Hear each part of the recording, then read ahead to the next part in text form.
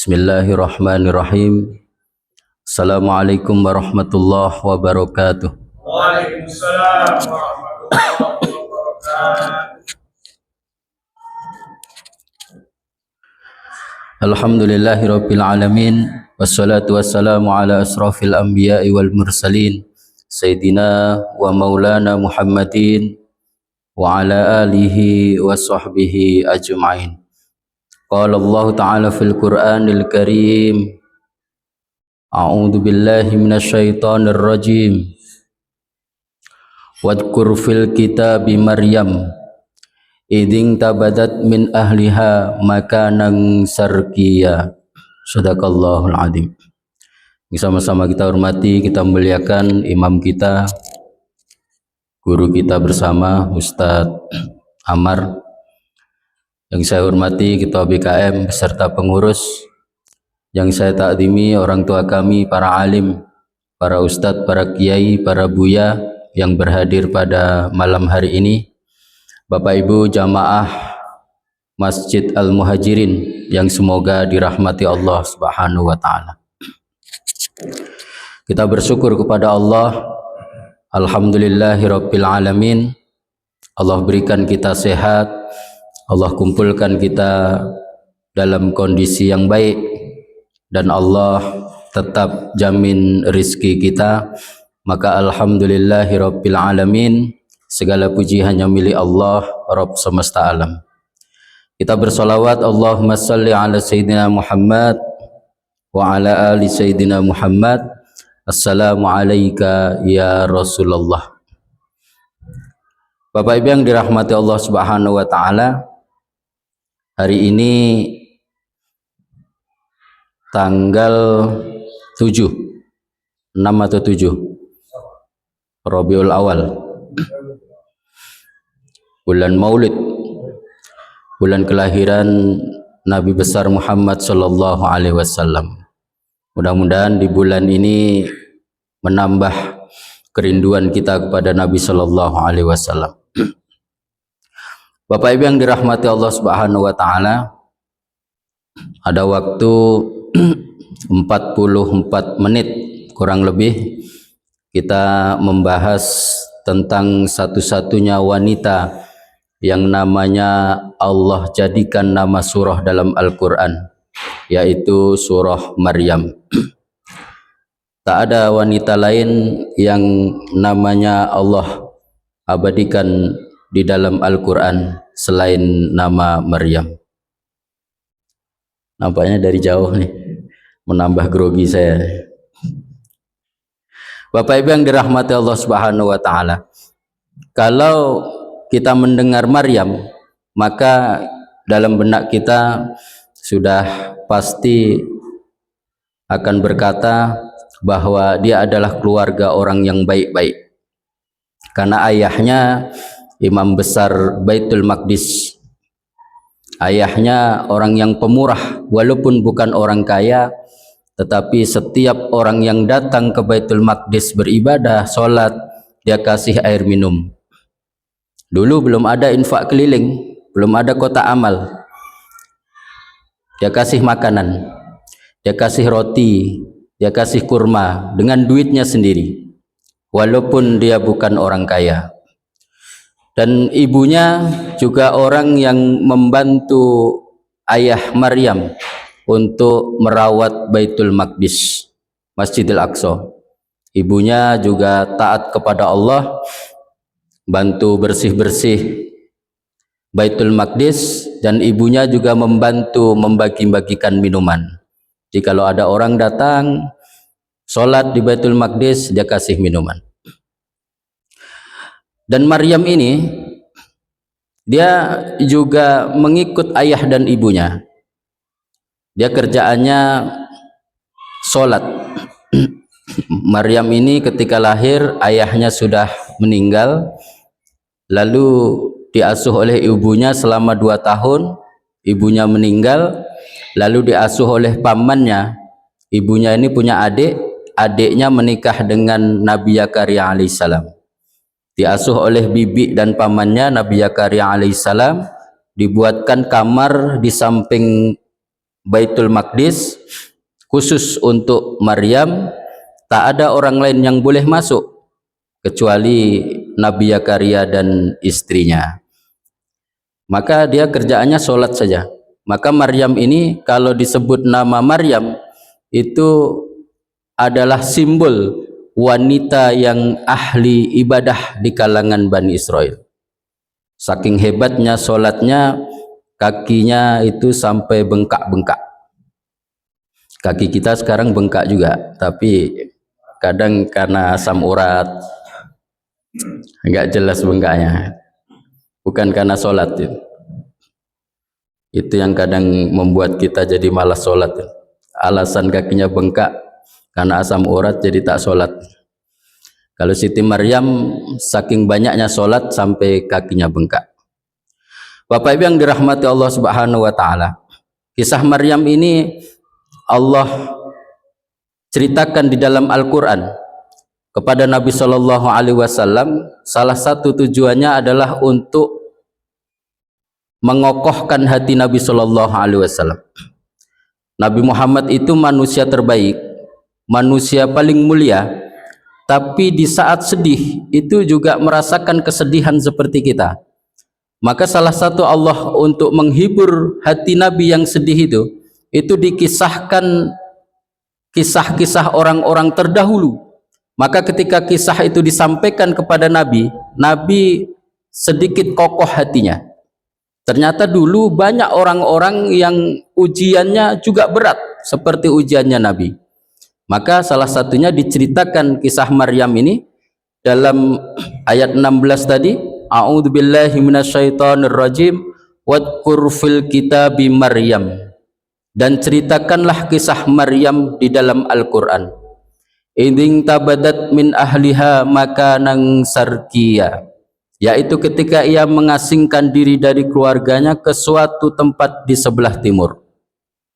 Jamaah yang dimuliakan Allah, dari Siti Maryam ke Nabi Shallallahu Alaihi Wasallam itu jaraknya 500 sampai 600 tahun. Nabi Muhammad ke kita itu 1500 tahun. Jadi kisah ini sudah 2000 tahun yang lalu. Dan kisah ini akan terus diceritakan, karena kisah ini Allah ceritakan dalam Al-Quran, maka akan terus diceritakan sampai hari kiamat. Maka kalau kita sudah tahu kisahnya, mesti juga kita ceritakan kepada keluarga kita, agar keluarga kita juga tahu bagaimana kisah orang-orang terdahulu, sehingga keluarga kita tak mudah mengeluh. Kalau mbah-mbah kita dulu, atuk-atuk kita dulu, kalau ada orang yang hamil, itu kan disuruh baca surah Maryam. Banyak-banyaklah baca surah Maryam, biar anaknya cantik seperti Maryam. Banyak-banyaklah baca surah Yusuf, biar anaknya ganteng seperti Nabi Yusuf. Itu motivasi orang tua saja untuk anaknya yang lagi hamil. Karena kalau nggak begitu, dia tak mau baca Al-Quran. Karena orang hamil ini dia lemah badannya, lemah pikirannya, dia mudah mengeluh. Maka dia mesti disuruh memperbanyak membaca Al-Quran, supaya dia dekat dengan Al-Quran, dan supaya bayi yang ada dalam kandungannya itu terbiasa mendengarkan Al-Quran. Ya nggak mungkin kalau kayak saya, istri saya hamil, suruh baca surah Yusuf, anaknya seperti Nabi Yusuf. Nggak mungkin kan Pak Haji? Nggak mungkin. Jadi orang-orang tua kita dulu menyuruh itu, kalau nggak seperti itu disuruh, dia tak mau baca Al-Quran. Maka biar termotivasi, ya pula biar anakku ganteng seperti Nabi Yusuf. Ya nggak mungkin. Ayahnya hitam, pesek, pendek, jelek, masa anaknya seperti Nabi Yusuf? Kan nggak masuk akal gitu. Tapi itulah motivasi orang tua dulu. Banyak-banyaklah baca surah Maryam, biar anaknya cantik seperti Maryam. Ya Maryam orang Palestina. Orang Palestina itu kan cantik-cantik. Orang-orang Arab kan cantik-cantik. Maka Habibur Rahman El-Siraji membuat novel, apa itu judulnya itu? Kalau ada orang Mesir itu wanita Mesir itu berjalan 3 orang, itu yang cantik 6, karena bayangannya ikut cantik, saking menggambarkan cantiknya orang-orang Arab. Maka nggak mungkin pula anak kita bisa secantik Maryam. Tapi itulah motivasi orang-orang tua dulu, supaya anaknya yang lagi hamil, keluarganya yang lagi hamil itu memperbanyak membaca Al-Quran. Bapak Ibu yang dirahmati Allah Subhanahu wa Ta'ala, Siti Maryam itu dari kecil sudah dibuatkan kamar, mihrab namanya, di dalam Al-Quran disebutnya, itu kamar tak ada orang yang bisa masuk kecuali Nabi Zakaria alaihissalam dan istrinya, karena merawat Siti Maryam. Siti Maryam itu pekerjaannya sholat saja, sholat, dia gak pernah main-main. Kalau keluar dari mihrabnya, dia cuma membersihkan Baitul Maqdis, lalu membagi-bagi minum, jamaah yang sholat di situ, yang beribadah di situ, lalu membagi-bagi kue, bagi-bagi kurma, habis itu masuk lagi sholat. Begitu saja terus. Maka suatu ketika Allah Subhanahu wa Ta'ala mengutus malaikat Jibril alaihissalam, datanglah ke mihrab itu. Surah Maryam ayat 17, fattakhadat min dunihim hijaba fa arsalna ilaiha ruhana fatamassala laha basharon sawiya. Allah itu mengutus malaikat Jibril datang dengan bentuk manusia yang sempurna. Jadi dalam tafsir Ibnu Katsir dijelaskan, bentuk manusia yang sempurna itu melebihi sempurnanya seluruh manusia. Saking sempurnanya itu tak ada lagi yang kurang gitu. Rambutnya sempurna, hidungnya sempurna, pipinya sempurna, bibirnya sempurna, badannya harum, tegapnya sempurna, tak ada yang sempurna. Maka biasanya orang kalau masih gadis atau lajang, itu godaan terbesar adalah lawan jenisnya. Maka ketika dia tak pernah melihat lawan jenisnya, tiba-tiba di hadapannya ada orang yang ganteng sekali, sempurna sekali, badannya harum, hidungnya mancung, kulitnya putih bersih, badannya tegap, rambutnya bagus, tutur bicaranya lembut, sempurna. Maka biasanya itu godaan terbesar bagi perempuan atau laki-laki yang belum menikah. Tapi apa kata Maryam? Qalat inni a'udzu birrahmani minka in kunta taqiya. Kata Maryam, sungguh aku berlindung kepada Tuhan yang Maha Pemurah darimu jika kamu orang yang bertakwa. Maka kata para ulama, kalau kita sedang ketakutan ada orang jahat di depan kita, itu yang pertama kita berlindung kepada Allah. Yang kedua, kita ingatkan orang jahat itu supaya dia mengingat Allah, takut kepada Allah, agar dia tidak melaksanakan niat jahatnya kepada kita. Kan itu juga yang dilakukan Nabi Yusuf alaihissalam ketika di dalam kamar dengan Siti Zulaikha. Maka Nabi Yusuf alaihissalam berlindung kepada Allah dan dia ingatkan Siti Zulaikha, takutlah kepada Allah. Ini juga yang dilakukan Siti Maryam kepada manusia yang sempurna tadi. Maka qala innama ana rasulu rabbik li ahaba laki gulaman zakiya. Malaikat Jibril itu berkata, sesungguhnya aku ini hanyalah seorang utusan Tuhanmu untuk memberimu seorang anak laki-laki yang suci. Jadi kalau ada wanita perawan tak punya suami, lalu ada orang yang mengabarkan dia akan mempunyai anak laki-laki, itu kan sesuatu yang mustahil. Dan ini yang membuat kacau pikiran Siti Maryam.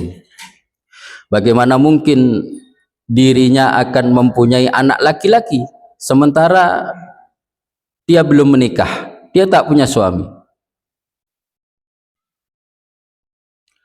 Qalat anna yakunu li gulam walam yamsasni basaru walam aku bagiya. Maryam berkata, bagaimana akan ada bagiku seorang anak laki-laki, sedang tidak pernah seorang manusia pun menyentuhku, dan aku bukan seorang pezina. Maka kata malaikat Jibril alaihissalam,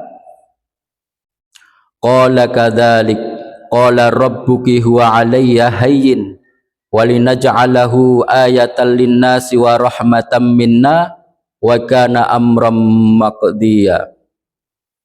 Demikianlah Tuhanmu berfirman, hal itu adalah mudah bagiku, dan agar dapat kami menjadikannya suatu tanda bagi manusia dan sebagai rahmat dari kami, dan hal itu adalah suatu perkara yang sudah diputuskan. Jika kata Siti Maryam, bagaimana mungkin aku bisa punya anak? Aku tak pernah disentuh laki-laki. Artinya dia tak pernah berhubungan badan, dia tak punya suami, dan aku bukan pezina. Tapi kata malaikat Jibril, itu mudah bagi Allah. Allah ingin tunjukkan sebagian tanda kebesarannya, dan Allah ingin berikan rahmat kepada Maryam. Allah ingin tunjukkan, walaupun tak punya suami, dia bisa hamil dan punya anak laki-laki. Bapak Ibu yang dirahmati Allah Subhanahu wa taala, maka ini membuat Siti Maryam itu kacau. Dia sudah kebayang bagaimana nanti kalau dia hamil dan Bani Israel itu tahu, kaumnya itu tahu, maka alangkah dahsyatnya penghinaan mereka kepada Maryam. Tidak hanya kepada Maryam, tapi juga kepada keluarga besarnya. Ayahnya orang soleh, ibunya taat beribadah, bibinya taat beribadah, pamannya Nabi Zakaria. Keluarga besarnya adalah keluarga orang soleh.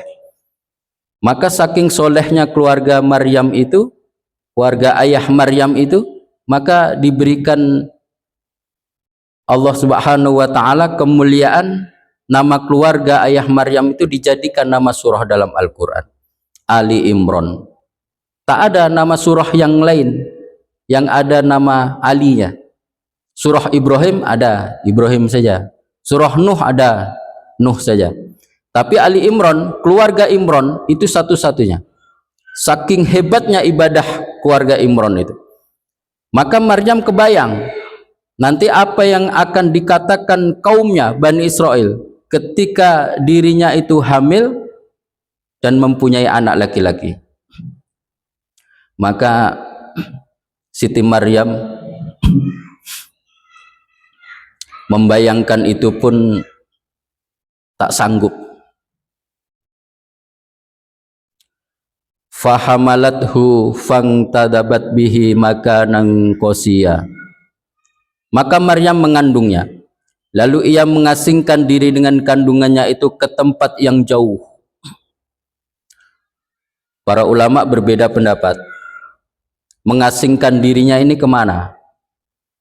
Ada yang berpendapat dia nggak jauh dari mihrabnya, dia pergi sedikit saja.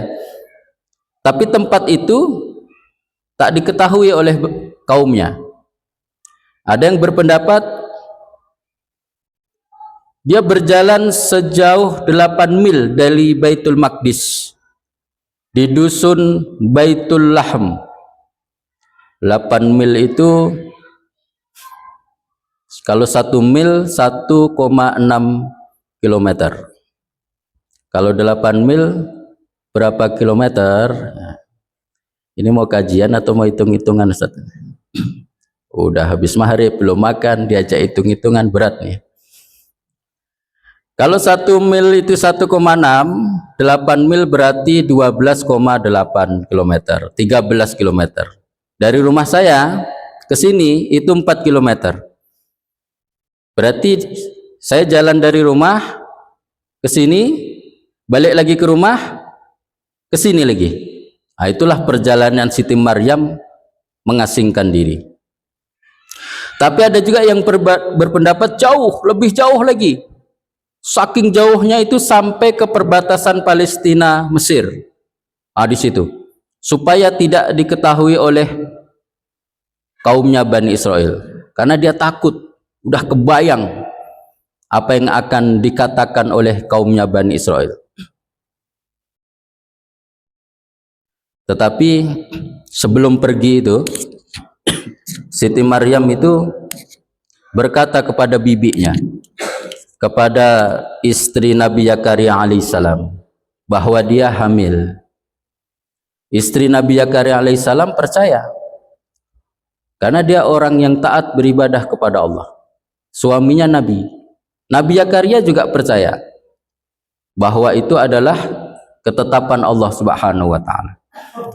Dan saat itu istri Nabi Zakaria juga sedang hamil putranya yang bernama Yahya. Jadi Nabi Zakaria itu kan punya anak laki-laki setelah usianya sepuh. Maka di awal-awal surah Maryam itu kan menceritakan bagaimana Nabi Zakaria alaihissalam berdoa kepada Allah minta anak laki-laki. Kenapa minta anak laki-laki? Dia merasa dia sudah tua. Bani Israel itu butuh dakwah. Kalau dia mati, tak ada nabi lagi. Keluarganya sudah habis. Maka dia mesti punya anak. Walaupun dia tahu istrinya itu mandul, dia tetap berdoa kepada Allah supaya dikasih keturunan untuk melanjutkan dakwahnya. Karena Bani Israel kala itu, masa Nabi Zakaria itu bandelnya minta ampun. Sampai di akhir hayatnya kan Nabi Zakaria alaihissalam ini kan dibunuh, dibelah badannya ketika dia lari dikejar-kejar, lalu masuk ke dalam sebuah pohon. Di hutan ada pohon itu membelah dengan izin Allah, menyuruh Nabi Zakaria masuk ke dalam, lalu pohon itu menutup. Ternyata sorbannya ini masih nampak dari luar. Maka dipotong pohon itu, terbelah menjadi dua. Dan Nabi Yahya ini pun begitu. Nabi Yahya ini dipenggal kepalanya di hadapan ayahnya, di hadapan Nabi Zakaria. Bisa dibayangkan betapa bejatnya kaumnya masa Nabi Zakaria alaihissalam. Maka kalau Nabi Zakaria sudah sepuh itu tak punya anak, tak ada yang melanjutkan dakwahnya. Maka dia berdoa kepada Allah, walaupun tulangku sudah lemah, rambutku sudah dipenuhi uban, tapi aku tak pernah kecewa dengan rahmat-Mu ya Allah. Allah kabulkan, walaupun istrinya mandul. Mestinya kan kalau istri mandul ini kan permintaannya bukan anak gitu. Permintaannya istri satu lagi gitu. Tapi Nabi Zakaria tidak, tetap minta anak walaupun tahu istrinya mandul. Maka kata para ulama kan itu dijelaskan kenapa Nabi Zakaria itu berdoanya dengan suara lirih, pelan gitu. Itulah saking lembutnya hati Nabi Zakaria supaya tak terdengar istrinya. Di tahajudnya dia berdoa minta anak. Karena kalau terdengar istrinya pasti sedih. Kenapa suamiku berdoa minta anak padahal dia tahu aku ini mandul, sesuatu yang mustahil. Maka Nabi Zakaria itu berdoanya pelan sekali, dia mengadu kepada Allah. Allah jawab doanya. Nabi Zakaria akan punya keturunan anak laki-laki yang soleh, yang kelak menjadi nabi, dan diberi nama Yahya. Yang memberi nama langsung Allah Subhanahu wa taala. Wah, itu hebatnya. Allah langsung kasih nama. Itulah nama pertama kali Yahya itu anaknya Nabi Zakaria. Kalau sekarang nama Yahya sudah banyak. Nama yang baik itu biasanya banyak yang make. Ustadz Amar itu banyak yang make. Pak Haji Rozi itu banyak yang make. Kalau Sukamto jarang.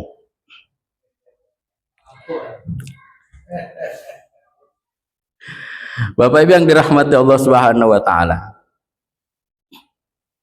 Maka ketika Maryam itu berkata kepada bibinya dia hamil, bibinya percaya bahwa itu ketetapan Allah Subhanahu wa taala. Bahkan kata bibinya itu dalam tafsir Ibnu Katsir itu dijelaskan, kalau aku sedang dekat dengan Maryam, Aku merasakan bayi yang ada di dalam kandunganku ini bersujud kepada bayinya Maryam. Betapa mulianya lah bayi yang dikandung oleh Siti Maryam itu. Padahal bayi yang ada dalam kandungannya itu pun mulia, dia nabi. Semua nabi itu kan Allah muliakan. Semua nabi itu laki-laki yang sempurna. Tak ada nabi itu yang punya kekurangan. Semuanya sempurna. Maka kata Nabi Shallallahu Alaihi Wasallam itu, kalau laki-laki yang sempurna itu banyak. Ada 124.000 laki-laki yang sempurna. Semua nabi dan rasul itu sempurna. Saking sempurnanya itu memang tak ada satupun nabi yang jelek, yang hitam, pesek, itu tak ada. Seluruh nabi itu Allah berikan wajah yang tampan. Tak ada nabi itu kayak saya, tak ada. Semuanya tampan. Memang sudah Allah berikan kesempurnaan itu. Tapi hanya ada 4 wanita sempurna, kata Nabi. Yang pertama Khadijah binti Khuwailid, istri tercinta Nabi Shallallahu Alaihi Wasallam. Yang kedua Fatimah binti Muhammad Shallallahu Alaihi Wasallam, putri Nabi Shallallahu Alaihi Wasallam. Yang ketiga Maryam binti Imran yang sedang kita bahas. Yang keempat Asiyah binti Muzahim, istrinya Fir'aun. Walaupun suaminya mengaku Tuhan, dia tak percaya. Dia tetap menyembah Allah. Ya besok Allah sediakan surga beserta istananya yang indah. Maka sebelum dia wafat, kan dia minta kepada Allah untuk dibangunkan istana di surga. Maka sebelum wafat Allah bukakan hijab, melihat istananya di surga. Maka ketika algojonya Fir'aun itu ingin menghempaskan batu besar ke kepala Asiyah itu, dia sudah dipanggil lebih dulu oleh Allah. Lalu batu itu dihempaskan di kepalanya, pecah. Meninggal oleh siapa? Oleh suaminya sendiri. Bapak Ibu yang dirahmati Allah Subhanahu wa taala, lalu Maryam mengasingkan diri. Di dalam pengasingannya yang jauh itu, Maryam tak mengurangi ibadahnya kepada Allah Subhanahu wa taala. Maka ini pelajaran bagi kita, Bapak Ibu yang dirahmati Allah. Kalau kita sedang diuji oleh Allah dengan ujian yang berat, maka jangan kurangi ibadah kita. Kalau kita biasa sholat tahajud setiap malam, di saat ujian berat itu kan badan ini malas bergerak nih biasanya. Kepala sudah sakit, saking beratnya ujian tuh. Maka mesti dipaksakan, jangan kurangi ibadah. Kalau biasa sholat tahajud, jalankan saja sholat tahajud, walaupun lebih berat. Kalau biasa puasa Senin Kamis, di saat Allah berikan ujian yang besar, itu kan biasanya sudah malas mau beribadah tuh. Tapi paksakan. Siti Maryam begitu. Ketika ujian ini terasa berat sekali bagi dirinya, dia tak mengurangi ibadahnya kepada Allah Subhanahu wa taala. Jadi ibadah ini mestinya walaupun memang iman kita ini naik turun. Kata Ustadz Wijayanto, keluar masuk. Kadang keluar, kadang masuk. Kalau orang dulu naik turun. Jadi jangan drastis sekali. Walaupun kita diuji oleh Allah, ibadah tetap berjalan. Maka ketika Siti Maryam itu sedang menyendiri di pengasingannya, Siti Maryam itu sampai berkata, fa'aja ahal makhadu ila jid'ain nahlah qalat ya laitani mittu qabla hadha wa kuntu nasyam mangsiya. Ketika Siti Maryam dalam sendiri itu sakit mau melahirkan di bawah pohon kurma, itu dia berkata, aduhai alangkah baiknya aku mati sebelum ini dan aku menjadi sesuatu yang tidak berarti lagi dilupakan. Siti Maryam saja yang imannya begitu, ketika dalam ujiannya yang berat itu saja sampai mengatakan, seandainya aku mati sebelum ini, sebelum dia hamil maksudnya, sebelum diuji dengan ujian berat itu, maka dia akan dilupakan saja oleh orang.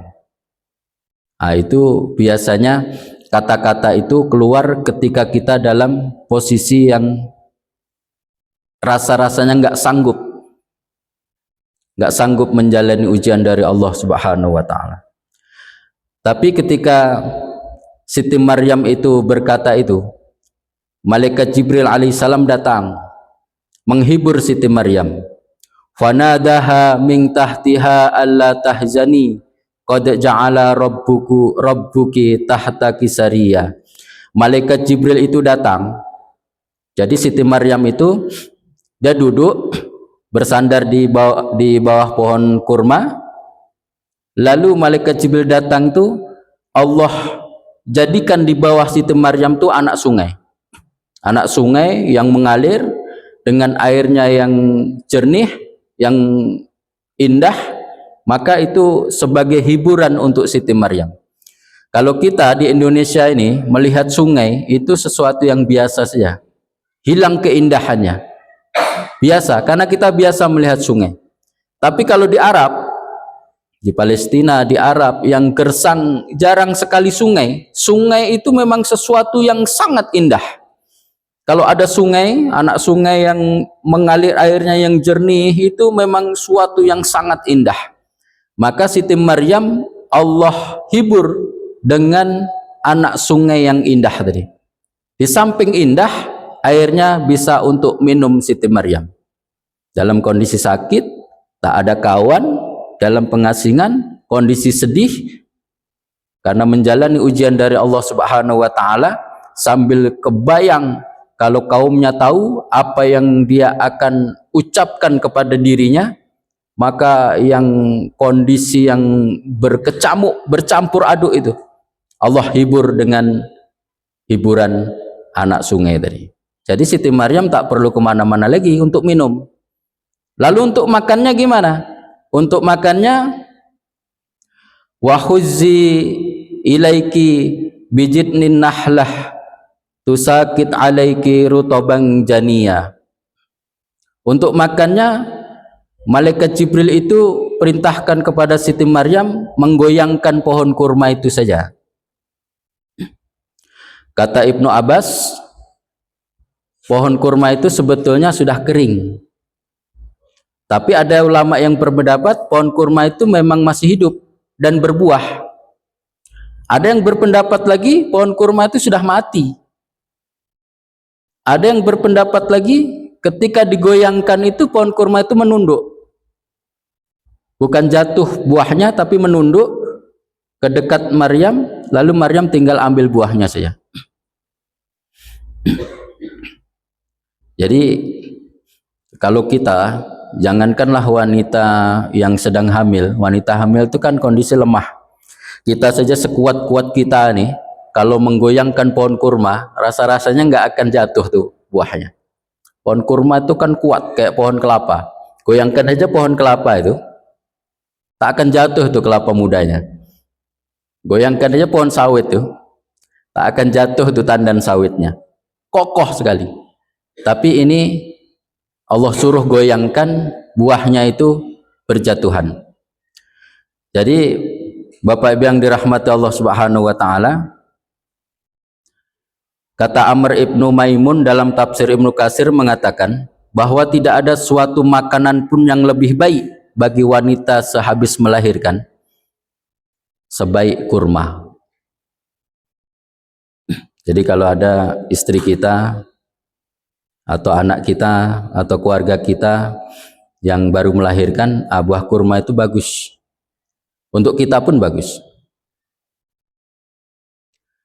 Bapak Ibu yang dirahmati Allah Subhanahu wa Ta'ala, jadi hiburan pertama Allah buatkan anak sungai di bawahnya. Hiburan yang kedua, kalau makan tak susah-susah, tinggal goyangkan pohon kurma itu saja, maka dia akan menjatuhkan buah-buahan di dekatnya Siti Maryam. Siti Maryam tinggal makan saja.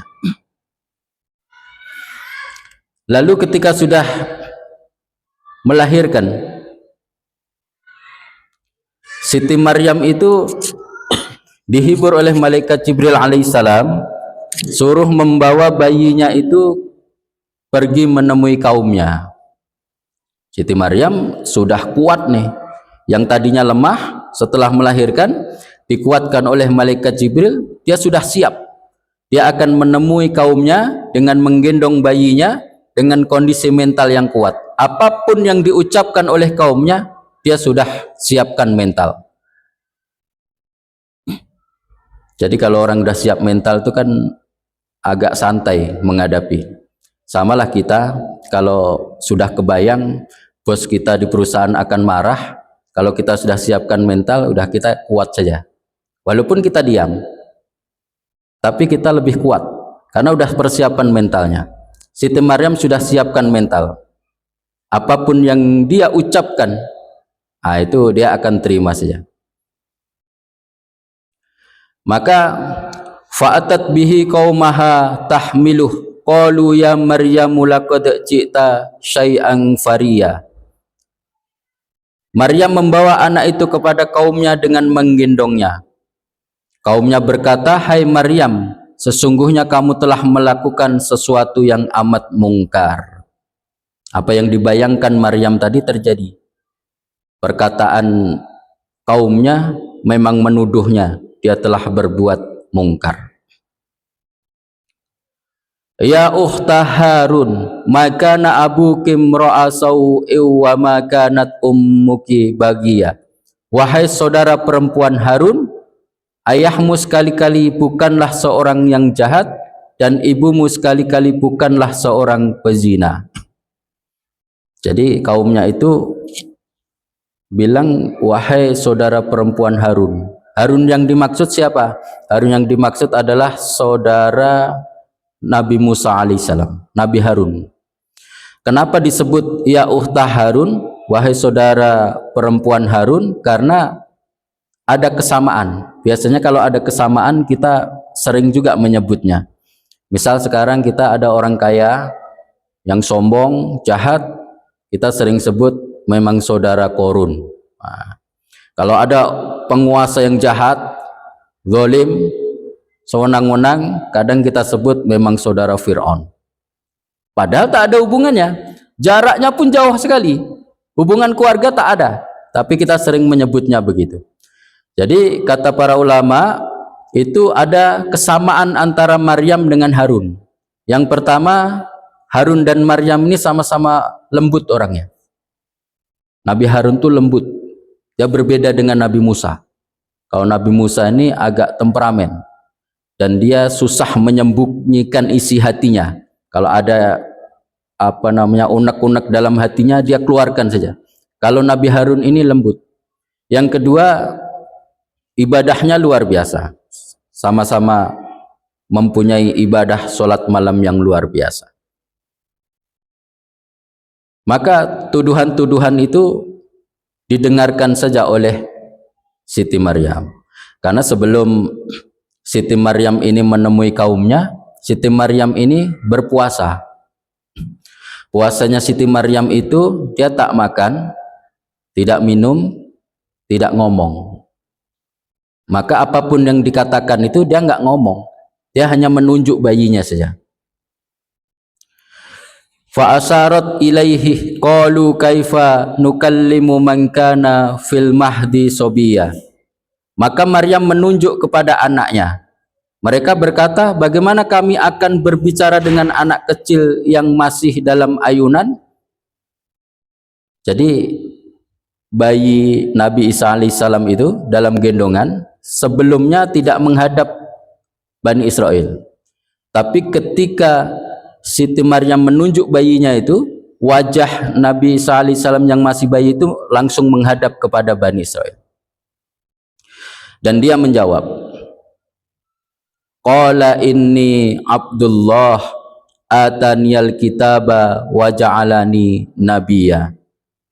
Bayinya Isa itu, Isa yang masih bayi itu ngomong, sesungguhnya aku ini hamba Allah, dia memberiku Alkitab Injil dan dia menjadikan aku seorang nabi.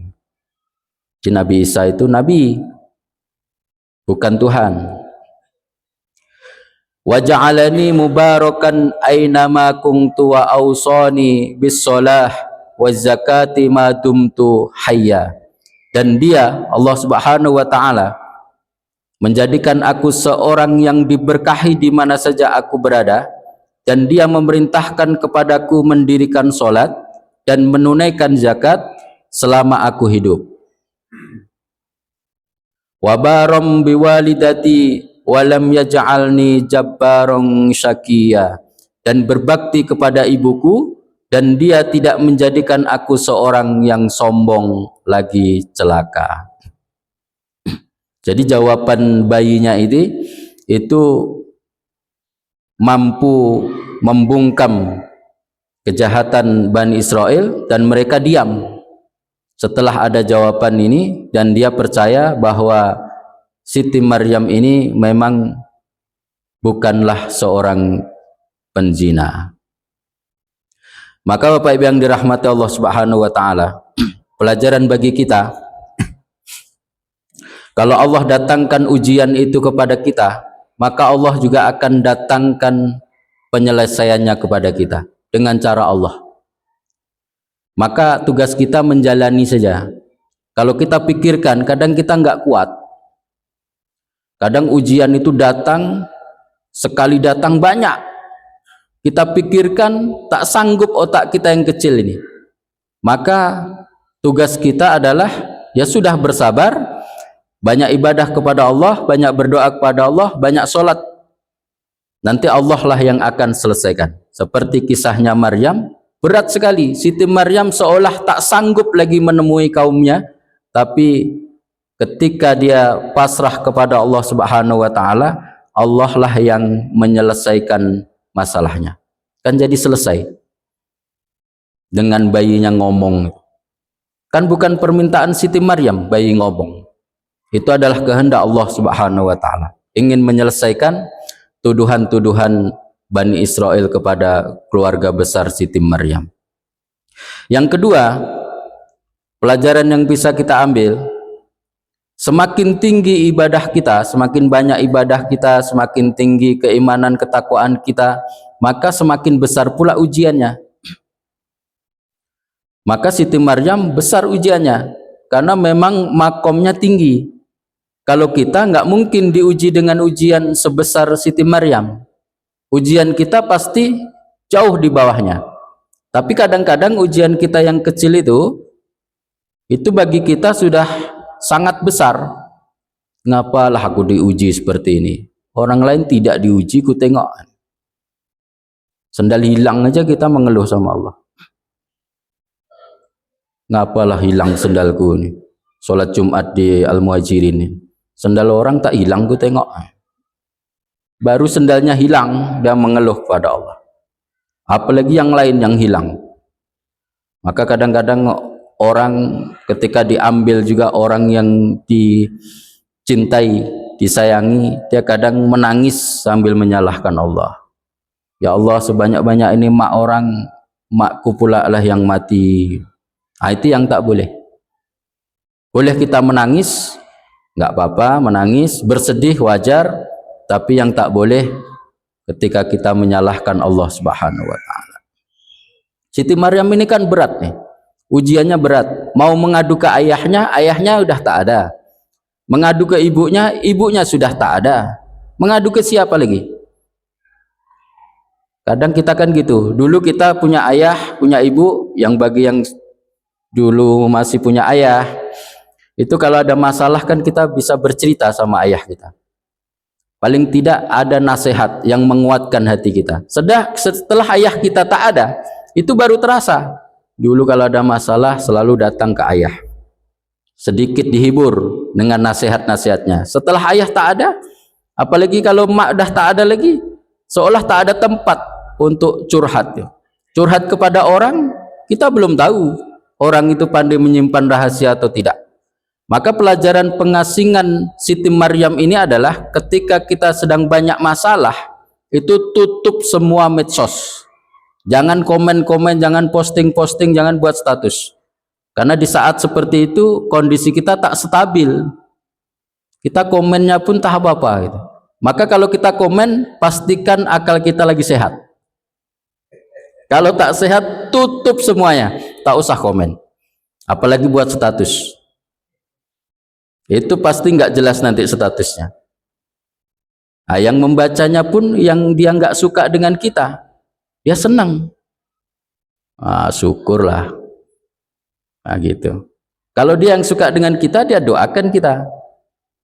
Kita ini kan sebanyak itu orang yang suka kepada kita, sebanyak itu pula yang tak suka. Ketika membaca status Pak Haji Rozi, ngapa Pak Haji Rozi ini bisa galau nih? Syukurlah, dia tak bisa dinasihati. Orang nggak suka gitu, maka tak usah buat status. Mengasingkan diri, kalau zaman sekarang yang tutuplah semua medsos kita. Tak usah komen-komen. Mau baca silahkan komen orang. Tak usah komen-komen, menyendiri, fokus beribadah kepada Allah. Bapak Ibu yang dirahmati Allah Subhanahu wa taala, mudah-mudahan kisah ini bisa menghibur kita, menguatkan kita bahwa ujian dari Allah Subhanahu wa taala itu diberikan kepada hambanya itu disertakan dengan solusinya. Jadi tugas kita itu hanya menjalani, jangan kurangi ibadah, jangan menyalahkan Allah, terus berdoa kepada Allah Subhanahu wa taala. Terima kasih banyak. Kita tutup dengan doa kafaratul majlis. Subhanakallahumma wa bihamdika asyhadu an la ilaha illa anta astaghfiruka wa atubu ilaik. Assalamualaikum warahmatullahi wabarakatuh. Waalaikumsalam warahmatullahi wabarakatuh.